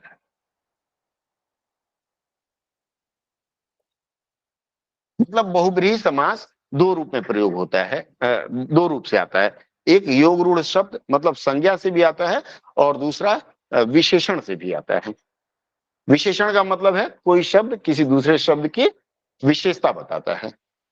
यहां मैंने छोड़ दिया था ले आकर के जानबूझ करके, और बच्चों ने जिद भी किया था, नहीं इसके आगे बता दीजिए जरा, ऐड कर दीजिए, कोई ज्वाइन करना चाह रहे हैं ना वो ऐड, हाँ ऐड, ठीक है। तो मैंने कहा था नहीं हम आगे प्यास बुझाएंगे आपकी। अभी देखिए योग रूढ़ चूंकि संज्ञा है, तो संज्ञा शब्द क्या कभी विशेषण को संज्ञा मानेंगे क्या? नहीं ना, मानेंगे? हाँ बोलो, पूछ रहा हूं, विशेषण को संज्ञा मानेंगे? हाँ, इसका मतलब है बहुब्रीहि समास का हर शब्द संज्ञा नहीं माना जा सकता या योग रूढ़। अब जैसे मान लीजिए मैंने कहा पीतांबर, अनिकेत जी बुरा मत मानिएगा, आपके लिए एक शब्द कहूंगा, ठीक है, पहले बोल देता हूं। मान लीजिए मैंने कहा पीतांबर, पीतांबर जब मेरे मन में शब्द आया, इसका मतलब है कि पीता अंबर भगवान विष्णु है। लेकिन मैं कहूं नाम क्या आपका? मनीषा, मैंने कहा मनीषा पीतांबर पहन कर आई है।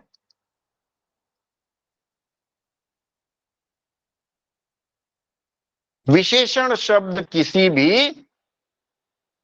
शब्द की विशेषता बताता है, ठीक है। पीत और अंबर, पीत का मतलब होता है पीला, प्लस अंबर का मतलब है वस्त्र, मतलब ये पहन कर आई है पीतांबर। अब यहाँ इस पीतांबर का मतलब थोड़ा कि भगवान गणेश को पहन लिया है इसने, नहीं। कुछ कुछ जगह देखा हूं जहां अशिक्षा है, वो लोग बोलते हैं इसके सिर पे माता आई है। एक परिवार देखा सबके सिर पे माता ही आती थी, ठीक है, वो वाला हिसाब तो नहीं है। यहाँ गणेश जी नहीं आए हैं, गणेश जी नहीं, पीला वस्त्र तुमने पहना है या तुमने पीला वस्त्र पहना है, या वो मैडम है उन्होंने पीला वस्त्र पहना है, ठीक है। तो पीतांबर पहन कर आइए। यहाँ ये पीतांबर किस रूप में है? अंबर की विशेषता बता रहा है, इसलिए यह क्या हो गया? विशेषण है। तो बहुब्रीहि समास विशेषण के रूप में भी प्रयोग होता है। रुक जाओ रुक जाओ रुक जाओ, थोड़ा सा रुक जाओ, ठीक है। एक और शब्द देता हूं, मैंने कहा अनिकेत जी को मैं उदाहरण दूंगा, सबसे हट्टे कट्टे हैं, तो मैं अनिकेत जी को कहूं कि आप तो लंबोदर लग रहे हैं, आप तो लंबोदर लग रहे हैं। ये लंबोदर मतलब बड़ा पेट ही नहीं होगा, सबसे विशालकाय भारी भरकम लगे, ठीक है। ये जो लंबोदर शब्द है इसका मतलब आपका पेट बड़ा है, लंबा है उदर जिसका, मतलब आप तो गणेश जी लग रहे हैं। अब यहाँ ये जो गणेश जी लग रहे हैं, ये हमने क्या किया, विशेषण रूप में प्रयोग किया संज्ञा शब्द का, और अगर विशेषण रूप में है तो बहुब्रीहि समास नहीं होगा, ठीक है। इसी तरह से मान लीजिए मैं अपने रूप की बखान करता हूं, हालांकि गाना है रूप तेरा ऐसा दर्पण में ना समाये, लेकिन मैं उस रूप के आगे कू लगा देता हूं, थोड़ा सा टकला उकला हूं तो दिख सकता है। मैं एक शब्द लेता हूं कुरूप। कुरूप जो शब्द है वह संज्ञा है या विशेषण है? रूप बयान करता है, जो रूप रंग आकार प्रकार बताए वह शब्द विशेषण है। अगर कुरूप कहूं मैं तो कुरूप विशेषण शब्द है, विशेषण शब्द। ये कुरूप शब्द बहुब्रीहि समास है पर योग रूढ़ नहीं है। क्यों? विशेषण है तो योग रूढ़ नहीं है। कई ऐसे शब्द मिलेंगे, आपसे पूछूंगा मैं अभी थोड़ी देर बाद, 5 मिनट का एक स्नैप टेस्ट करूंगा, उसमें मैं आपसे प्रश्न पूछता रहूंगा, बताते रहेंगे। जो विशेषण शब्द है वह बहुब्रीहि समास हो सकता है बट योग रूढ़ नहीं है। समझ में आया? उस दिन यही मैंने छोड़ दिया था ताकि आपकी भूख बनी रहे। समझ में आ रहा है? नहीं समझ में आया तो ऐसे नहीं रहना, ऐसे, ठीक है, एक्सरसाइज होगा। आगे बढ़े हम लोग।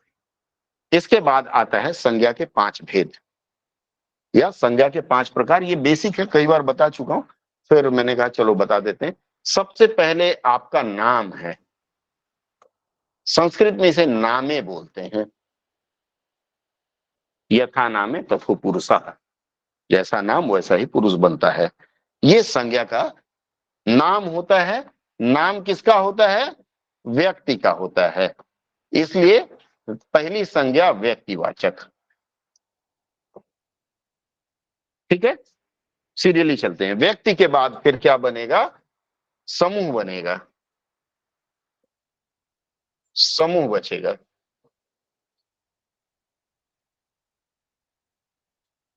और कभी हमको भी सुन लिया करो, बोलते हैं ना, ठीक है। व्यक्ति के बाद समूह बनेगा। यहाँ क्या हम लोग जाति हैं? यहाँ हम लोग समूह में 20 आदमी बैठे हुए हैं, गिना जा सकता है ना। मतलब जिसको गिना, व्यक्ति, एक व्यक्ति गिना जा सकता है, अकेला है इसलिए वह व्यक्तिवाचक है। लेकिन समूह जिसको गिन सके वह समूह में आएगा, ठीक है। तो व्यक्ति के बाद समूह आएगा ना। हाँ, कहीं जातिवाचक भी हमने पढ़ा है, चिंता मत करो, अब जातिवाचक ले आते हैं। जातिवाचक ऐसे पढ़ने से चीजें याद रहती है। अब मान लीजिए हम लोग यहाँ बैठे हुए हैं, महिला और पुरुष दोनों हैं, पुरुष अल्पसंख्यक हैं यहाँ, ठीक है। अच्छी बात है, महिलाएं आगे बढ़े, तरक्की करें। तो समूहवाचक में जिनको हम गिन सके वह समूहवाचक होगा। इसके बाद उदाहरण में फिर बाद में दूंगा, पहले सीक्वेंस में बता दूं।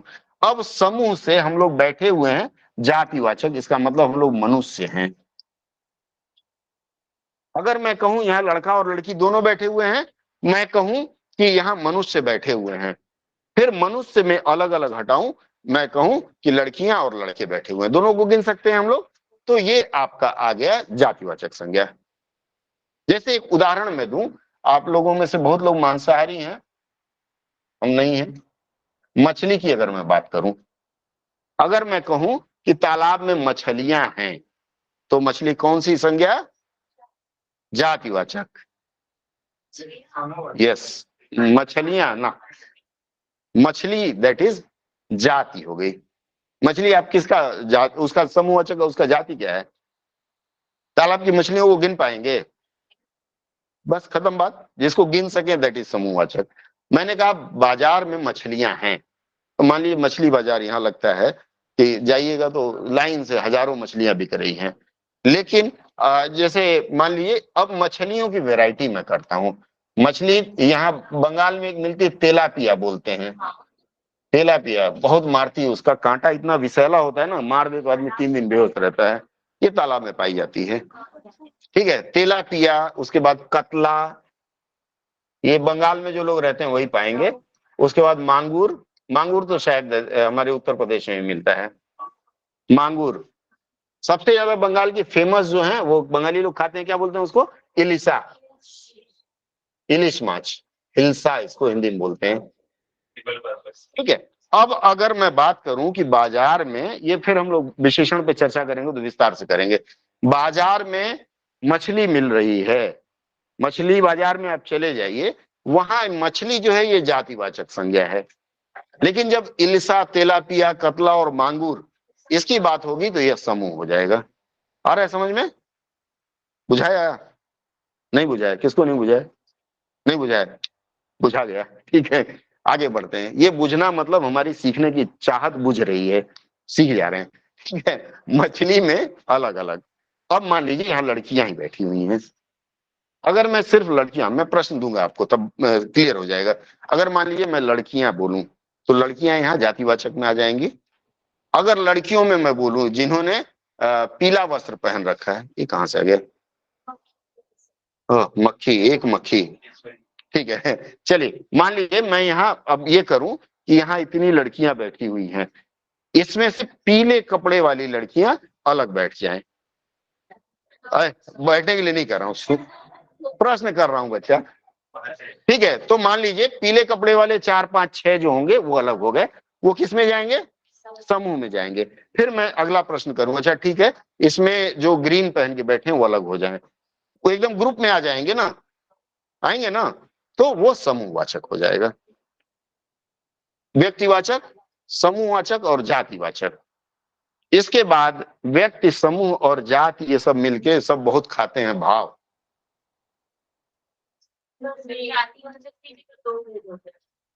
आते हैं क्या? परेशान हो रही, क्या दो होते हैं बताइए? द्रव्यवाचक और संख्यावाचक। फंस गई ना, फंस गई ना, जाल में फंस गई ना। अभी बताऊंगा मैं। संज्ञा के हम 5 भेद पढ़ रहे हैं, तो इसका मतलब जातिवाचक में ले आके आप पटाक्षेप कर दे रहे हैं 3 ही, हम 5 पे जा रहे हैं, ठीक है। क्या बताइए, बताइए आप बताइए। मतलब वो अभी तो मैंने कहा मैं आपको एक एक बता रहा हूँ, थोड़ा चलने देते हैं, हमको भी देख लीजिए। जातिवाचक की बात खत्म हुई, अब आता है भाववाचक में। भाव का मतलब होता है जिसको न मापा जा सके न तौला जा सके। ऐसे न गोदी में ले सकते हैं, न कंधे पे ले सकते हैं, ऐसी चीजें। इसमें आती है अवस्था, भावना।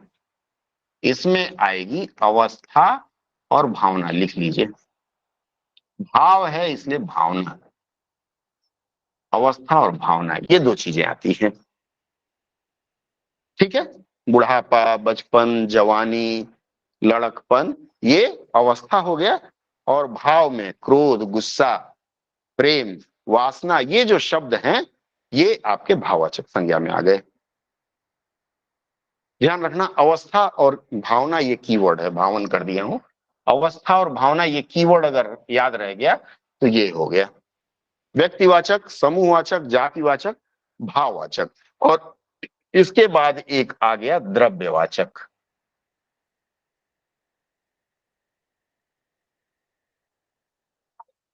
द्रव्यवाचक और समूहवाचक में एक छोटा सा अंतर है। समूहवाचक का मतलब हो गया गिन सकते हैं उसको, लेकिन द्रव्यवाचक में हो गया जिसका माप तौल किया जा सके, माप तौल कर सके, वह द्रव्यवाचक में, जिसका वजन कर सके। 2 गज जमीन, 2 गज जमीन, 5 हाथ का कपड़ा, ये माप सकते हैं ना, 5 हाथ 2 गज, इसको हम माप सकते हैं, इसलिए यह इसमें आएगा, द्रव्यवाचक में आएगा। अब 5 मैंने बताया। द्रव्यवाचक में फिर हम आएंगे तो उसमें द्रव्य में क्या क्या आ जाएगा? रुपया, पैसा, सोना, चांदी, हीरा, मोती। अब उसके लिंग की व्याख्या फिर आगे बढ़ते रहेंगे हम। अब बताइए, इसमें आपने जो बताया कहीं है? आप क्या बताई थी? संख्यावाचक तो द्रव्यवाचक समाहित हो गया। संख्यावाचक में क्या हो गया था? 1 गिनती, 2 गिनती, 3 गिनती, वो कैसे होगा? ठीक है, आप अपनी जगह आप भी सही हैं, लेकिन अभी देखिए मैंने संज्ञा का 3 तरह से बताया। पहला मैंने बताया व्युत्पत्ति या बनावट के अनुसार संज्ञा के 3 भेद हैं, रूढ़, यौगिक, योग रूढ़। उसके पहले मैंने संज्ञा का 2 रूप बताया जो संस्कृत निष्ठ संज्ञा का रूप था, और 2 रूप और बताया, प्राणीवाचक और अप्राणीवाचक। क्लियर है? ठीक है। कोई संदेह यहाँ तक? एक पते की बात बता के आज की चर्चा फिर समाप्त करूंगा। बोलिए मैडम या सर, कोई बोलना चाह रहा था? सर एक बार समूहवाचक बोलिए। और जातिवाचक फिर से बता दीजिए। देखिए, समूहवाचक का मतलब हुआ जिसको गिन सकते हैं। शोले फिल्म देखी है? शोले फिल्म में जब लास्ट में यस कितने आदमी थे, और उसके बाद जब अमिताभ बच्चन मर जाता है तो उसमें वो बोलता है चुन चुन के मारूंगा, इसका मतलब गिन गिन के मारूंगा। तो जहां गिनने की बात आए वह समूहवाचक है, और जहां मापने की बात आए वो द्रव्यवाचक है। बुझाया? सर समूहवाचक और जातिवाचक। हाँ, ये तो समूहवाचक द्रव्यवाचक समझ में आ गया ना। हाँ सर। हाँ, ये गरम मसाला खाना बनाइएगा, हमारे लिए भेज दीजिएगा स्विगी वाले से, कोई गरम मसाला बना रहा है। ठीक है, अब हम आते हैं जातिवाचक। अगेन फिर समझा रहा हूं, जातिवाचक को गिन नहीं सकते। गिन सकते हैं क्या? मैं अगर आपसे कहूं घोड़ा, घोड़ा किस में आएगा? जातिवाचक में। लेकिन घोड़े का भी समूह है, काला घोड़ा, सफेद घोड़ा, लाल घोड़ा, शिवाजी का घोड़ा। ये अलग अलग जब ग्रुप में बांटते हैं वही चीज है, लेकिन अलग अलग जब ग्रुप में बांट दिए तो वह आपका समूहवाचक हो गया। एक प्रश्न देता हूं, समझ में आएगा। लिखिए, लिखिए, मनुष्य,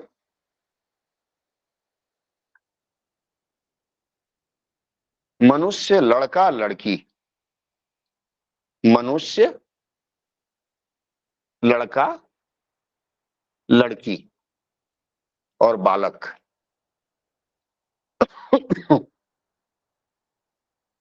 बालक, इसमें आप मुझे जातिवाचक संज्ञा बताइए। पहले में कहां से आ गया? अब आप सभी नहीं होगा। हाँ, अब आप इस तरह का जब प्रश्न आपके पास रहे, मनुष्य, लड़का लड़की, बालक, तो आप ये ध्यान दीजिएगा कि उसमें बड़ा कौन है। मनुष्य मतलब ये मनुष्य में ही समाहित है, लड़का और लड़की और बालक। तो लड़का लड़की और बालक जो हैं वो समूहवाचक हो सकते हैं, मनुष्य है जातिवाचक। अब मैं जिस विशेष बात की तरफ आपको ले आ रहा था, समझ में आया बच्चा? आगे बढ़े हम लोग? नहीं, ऑनलाइन कोई पूछ रहा था। हाँ सर। समझ हाँ में सर। आया? अब मैं देखिए, कभी कभी क्या होता है, व्यक्तिवाचक संज्ञा को जातिवाचक संज्ञा के रूप में भी प्रयोग कर लेते हैं। लिख लीजिए इसको, व्यक्तिवाचक को। ये कभी अगर आप लोग फंस गए टीचरशिप के लिए या कभी बड़े इंटरव्यू में, तो वहां पूछ सकते हैं व्याकरणाचार्य जो होंगे, व्यक्तिवाचक संज्ञा को जातिवाचक संज्ञा के रूप में प्रयोग करके देखेंगे। कोई है शब्द याद आपको व्यक्तिवाचक संज्ञा? Very good. और कोई शब्द? देखिए, सबसे पहले व्यक्तिवाचक संज्ञा में मैं आसान से चलता हूं। कंस, कंस एक व्यक्ति था या शकुनी? चलिए इनका भी ले लेते हैं, शकुनी। और इसने बताया बच्चे ने सचिन, गवास्कर, बहुत सारे ऐसे हैं। मैं, ये व्यक्ति का नाम है ना, व्यक्ति का नाम है तो ये व्यक्तिवाचक में है। लेकिन अगर मैं कहूं तुम तो कंस मामा हो, तुम तो कंस मामा हो, अब ये जो कंस मामा के रूप में यहाँ प्रयोग किया, मामा न भी लगाए, तुम तो कंस हो, इसका मतलब है कि कंस का उदाहरण दिया जा रहा है।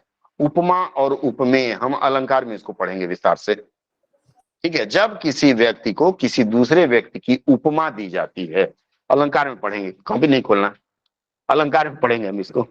ठीक है, तो उस समय यह व्यक्तिवाचक संज्ञा जातिवाचक के रूप में प्रयुक्त हो गया। अगर मैं कहूं तुम तो सचिन हो, बोलते हैं ना मेरा बेटा तो सचिन बनेगा। ठीक है, दिलीप कुमार की एक फिल्म का गाना है कि खाए जा मनुआ खाए जा बासी रोटी, बड़ा होके बनेगा साहेब का चपरासी। ठीक है, तो ये समझ में आ गया। शकुनी, अगेन शकुनी भी उसी रूप में। इसी तरह से शेक्सपियर, शंकराचार्य, फिर वो प्रेमचंद, कोई भी नाम ले लीजिए। आजकल नए युग में भी बहुत बन रहे हैं, तुम तो खान चाचा लग रहे हो, तुम तो गब्बर सिंह लग रहे हो, तुम तो अमिताभ बच्चन। मतलब जो उपमा दिया जा रहा है, किसी व्यक्ति का उपमा जब देते हैं किसी के साथ, व्यक्ति या वस्तु की, तो उसको हम लोग व्यक्तिवाचक संज्ञा में प्रयुक्त मानते हैं। ठीक है, यहां तक स्पष्ट है? किसी का कोई प्रश्न या संदेह? इसके बाद आखिरी पड़ाव 4 प्रश्न मैं करूंगा, उसके बाद आज की छुट्टी। कितना बज गया? 2:06। अभी ज्यादा समय नहीं हुआ, आधा घंटा ही हुआ। ठीक है, यहां तक किसी को कोई संदेह? नहीं, याद रहेंगे? याद रखूंगा ठाकुर। ठीक है, चलिए पहला लिखिए। पहला प्रश्न है, जातिवाचक संज्ञा पहचानिए। जातिवाचक संज्ञा पहचानिए।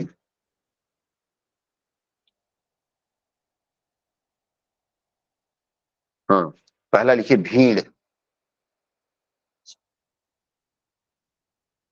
भीड़ लिखिए, भीड़। हाँ, फिर भीड़ के बाद लिखिए गट्ठर। गट्ठर। गट्ठर के बाद लिखिए दिस्ता। दी, द में छोटी की मात्रा, दिस्ता। रिश्ता मत लिख लीजिएगा, दी आधा सौ ता, दिस्ता या जिस्ता कुछ लोग लिखते हैं, एक्चुअल में दिस्ता है। ये कागज गिनते हैं ना, उसको दिस्ता में गिना जाता है। दिस्ता, दर्जन, कुछ ग्रूज या कुछ इस तरह से आता है। ठीक है, 3 बता दिया। और उसके बाद हाथ हटाना, हाथ हटाना। देखिए, भीड़ बताया, गट्ठा, दिस्ता, और इसके बाद कागज।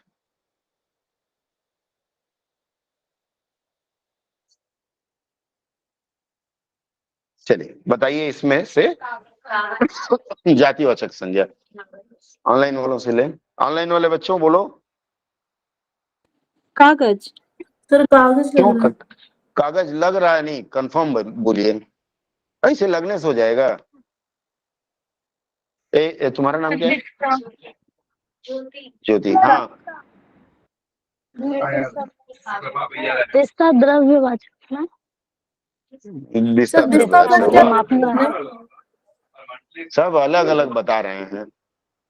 बोलो ज्योति, कैसे कागज जातिवाचक क्यों होगा? बताया तो नहीं कि बहुत सारा कागज।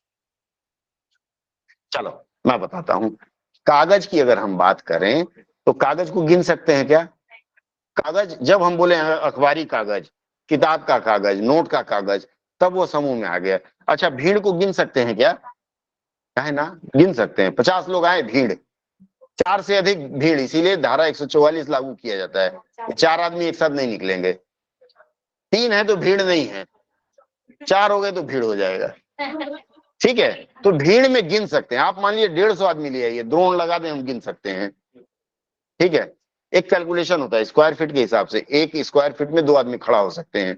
अगर ये घर 150 स्क्वायर फीट का है तो 2 × 150 ऐसे करके निकाल लिया जाता है हिसाब। ठीक है, भीड़ को गिन सकते हैं। दूसरा क्या है? गट्ठर गिन सकते हैं।